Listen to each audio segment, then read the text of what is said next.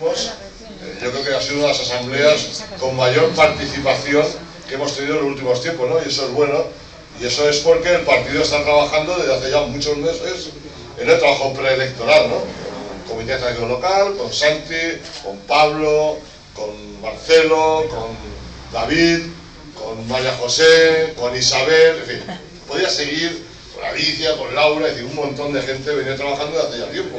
Entonces, cuando llegó la hora de la asamblea, pues obviamente la militancia y los simpatizantes que querían saber qué iba a pasar en esa asamblea, pues obviamente acudieron, ¿no? Con lo cual, nuestra candidatura fue refrendada de una manera importante, de una manera muy importante por toda la militancia y fruto de esa inquietud por volver a ganar las elecciones en nuestro pueblo. Decía Santi que la cosa se puede ganar, pero hace falta refuerzo. Pues mirad, esto es lo de siempre y tenemos experiencia de sobra en nuestro pueblo.